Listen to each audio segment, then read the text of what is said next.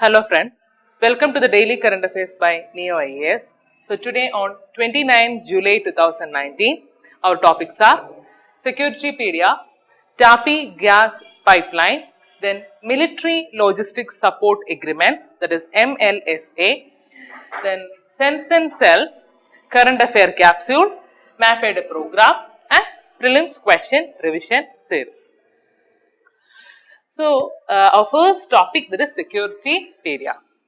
So, why this topic came in news? Because the CISF launches an encyclopedia in order to strengthen the security services. Okay, so this is the news. Then, about the Securitypedia, we know it's an online encyclopedia and which incorporates we can say a wide gamut of security related practices across the globe. Okay, and it was launched by the Central Industry Security Force. Okay, so it was launched by the Central Industrial Security Force. And the thing you have to remember is that the Securitypedia, it is not just a static website containing data archives, but actually it's a platform where the CISF officials, they can actually contribute by writing blogs on professional issues. Clear? So that is the Securitypedia. So the thing that you have to remember is that it is not just a static website, but it's a platform where these officials, that is CISF officials, can contribute by writing blogs. Okay, related to professional issues. Then, and it has been developed as a repository of knowledge and it contains an extensive information on technical learning, then CISF manuals, then about case studies, then about technical compendium, etc. And another thing that you have to remember is that the CISF Tube, it is yet another feature of the Securitypedia where the officials, they can find all videos relevant to CISF. Fine. Then, this CISF, we know it was established as a technical lab at NISA. NISA stands for National Industrial Security Academy in Hyderabad. And we know its main aim is to maintain and also update technical knowledge about the latest innovations in the field of safety and security. Then this NISA, we know it's a premier training institute of CISF in industrial security and disaster management. Okay, and the Technical Research and Development Lab of CISF, it has been actively engaged with national level research institutions such as NRSC. This NRSC means National Remote Sensing Center, in order to leverage the technical solutions they can offer. Clear? Then, that's all. Our second topic is TAPI gas pipeline. So, actually, why this came in news is that the Pakistan, it has told the Turkmenistan, that is in clear plain words, that Islamabad will not bear the gas transit risk in war ravaged Afghanistan under $8 billion TAPI gas line. Okay, so actually this is the basic news. Then we know this pipeline, the pipeline actually it extends from Afghanistan and it will enter from Chaman. Okay, and it passes through Zoyab, then Dalkhan, then Quetta, then Multan, and it also touch upon Fasika. So this Fasika, it's a city at Indian border which is 150 kilometer away from Multan. Okay, so from Fasika, this pipeline, it will enter India. Then we know about this TAPI pipeline. We know this TAPI, it stands for Turkmenistan, Afghanistan, Pakistan and India. Okay, and it is known as Trans-Afghanistan pipeline.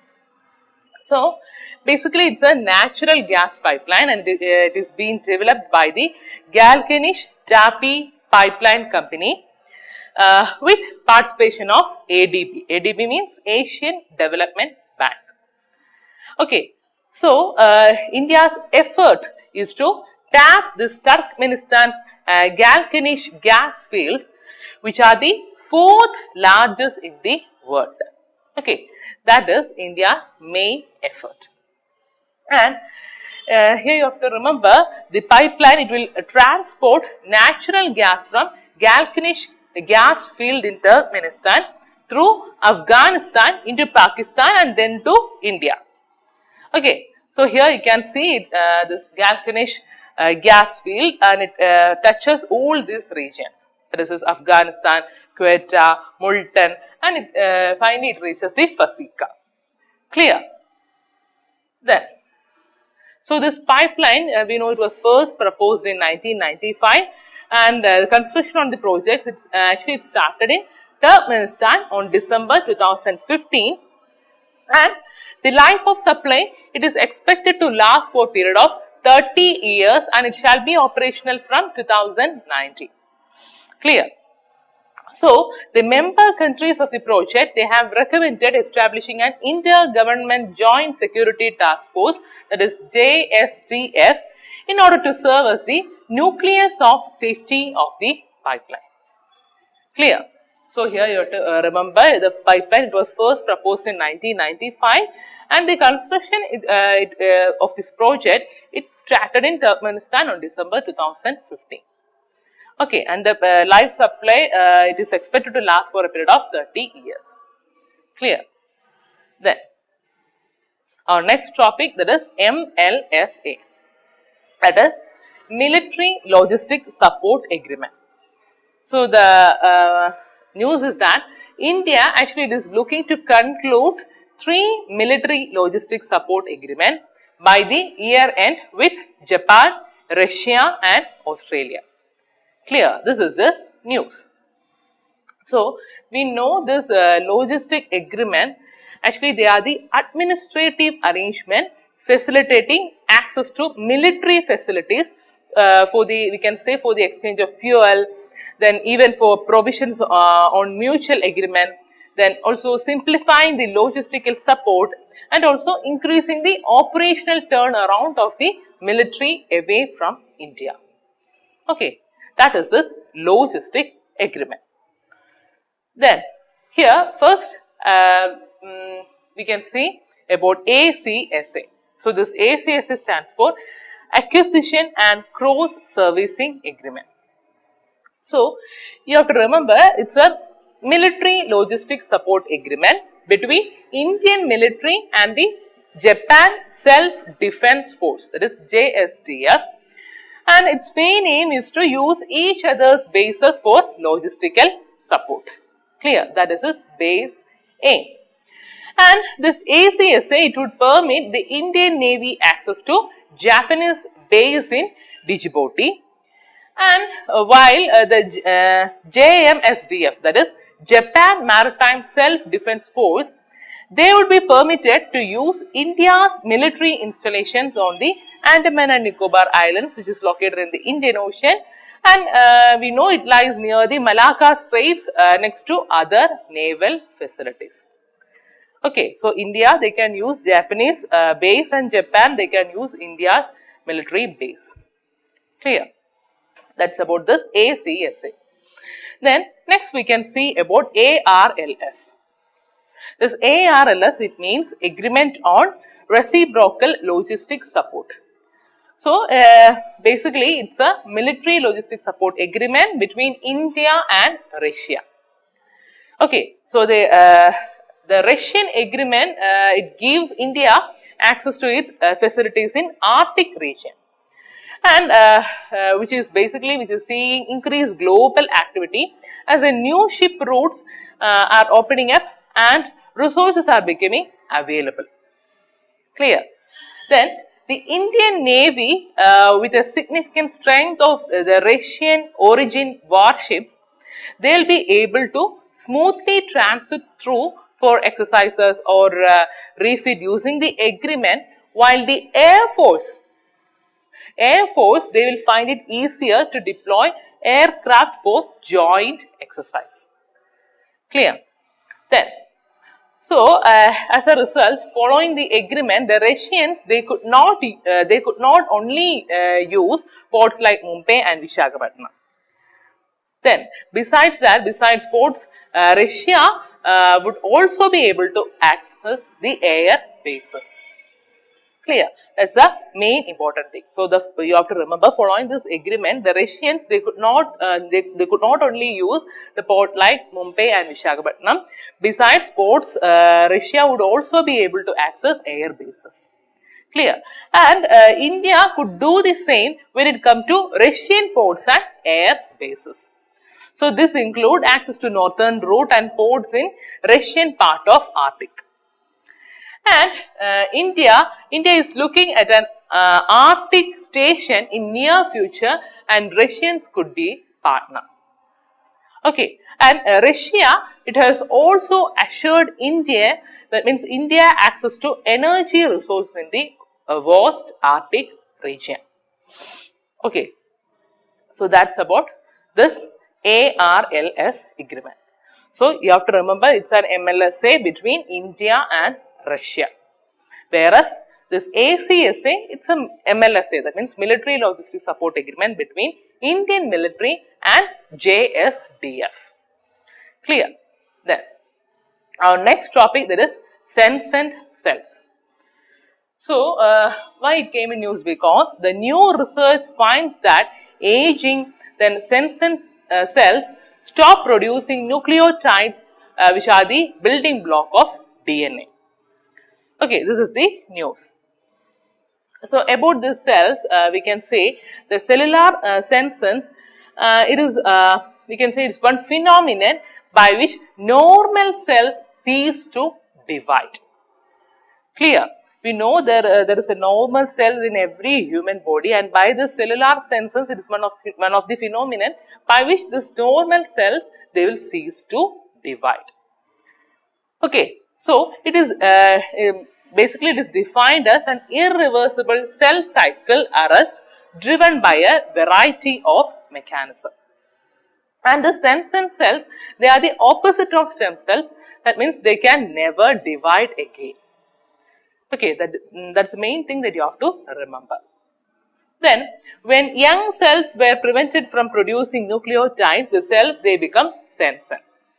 And the findings, they have potential to help with aging and related disease. Clear? That is about this cells. Then about nucleotides, you know this nucleotides, they are organic molecule and it serves as the monomer units for forming the nucleic acid polymers, that is DNA and RNA.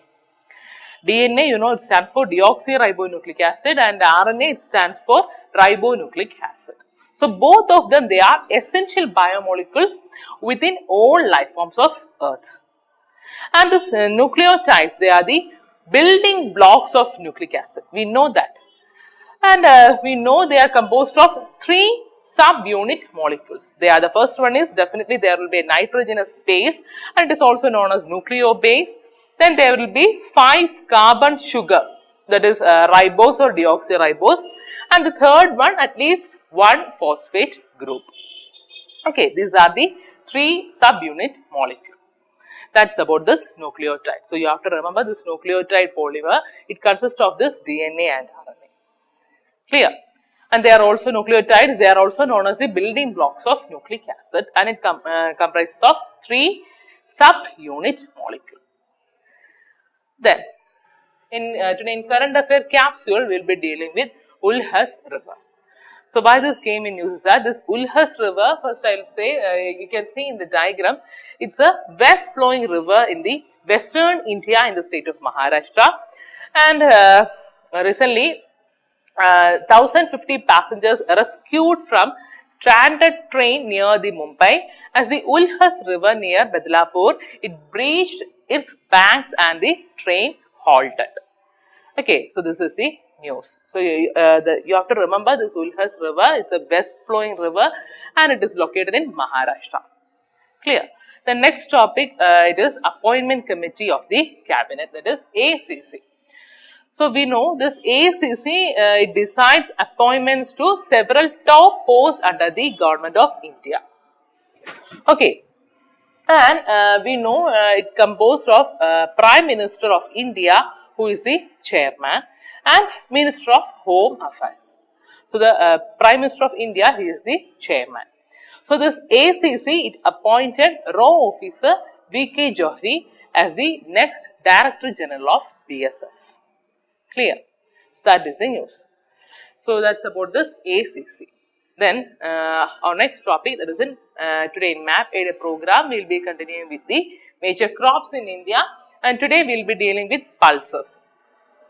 So, we know India, it is the largest producer as well as the consumer of pulses in the world, and most pulses, they are leguminous crops and provide proteins to the vegetarian population.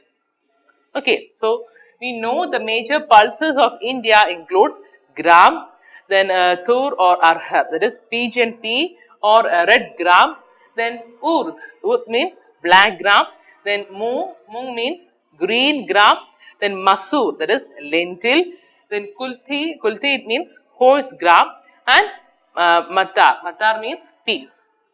Okay, so these are the major pulses in India.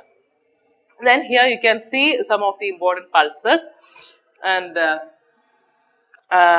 the thing is that, but among these above mentioned varieties, only gram and tur or arhar, they are most important pulses. Okay. Then we know these pulses, they need less moisture and they survive even in dry condition, and being a leguminous crop, all these crops except arhar actually it help in restoring soil fertility by fixing nitrogen from the air. Okay, that is its main function. Therefore, these are mostly grown in rotation with other crops. That means they will increase the fertility of the soil. Then major pulse producing states in India, they are Madhya Pradesh, then Uttar Pradesh, Rajasthan, Maharashtra and Karnataka. They are the major pulse producing states in India. Clear? And in the last class, I have asked you to find out where the Indian Institute of Millets Research is located. Okay, so the answer is that the IIMR, that is Indian Institute of Millets Research, we know it's located at Rajendra Nagar, that is in Hyderabad, that is in Telangana in India, and it's an agriculture research institute, and it is engaged in basic and strategic research on sorghum and millets and different other types of millets. Clear? So, this you have to remember, it is located in Hyderabad, that is Telangana in India. Fine. And this IIMR, it operates under the aegis of ICAR, that is Indian Council of Agriculture Research. That also you have to remember. Okay, so today your question is, please find where the Indian Institute of Pulse Research is located. Okay, and please comment the answer in the comment section. And so in map, you can see the major pulse producing states. Okay. So, we know the major pulse producing states in India, they are Madhya Pradesh, then Uttar Pradesh, Rajasthan, Maharashtra and Karnataka. You can see from the diagram. And in Prelims question revision series, today your question is, what are the benefits of implementing integrated watershed development program? The first one, preventing or prevention of soil runoff. Then second one, linking the country's perennial rivers with seasonal rivers. Third option, rainwater harvesting and recharge of groundwater table. Fourth option, regeneration of natural vegetation. So, you have to select the correct answer using the code given below, and options that is A 1 and 2, B 2, 3 and 4, then C 1, 3 and 4 and D 1, 2, 3 and 4. So, it's a very simple question. You can answer the question if you know one's basic concept. Okay, so actually this integrated watershed development, integrated watershed management program, that is IWMP. We know it was launched during 2009-2010 period, and we know its basic aim or it aims at prevention of soil runoff, then rainwater harvesting and recharge of groundwater table and regeneration of natural vegetation. But the thing is that this integrated watershed development program, it nowhere mentions the interlinking of rivers. Okay, so that is the main thing that you have to remember. So if you know this concept, you can eliminate option 2, that is linking the country's perennial rivers with seasonal rivers. Okay, you can eliminate that option. That means in this IWMP, there nowhere it mentions interlinking of rivers. So eliminating option 2, or answer will be option C, that is 1, 3 and 4. 1 is there, then 3, that is rainwater harvesting and recharge of groundwater table. It is, of course, it is there, and also regeneration of natural vegetation is there. So our answer is C. Clear?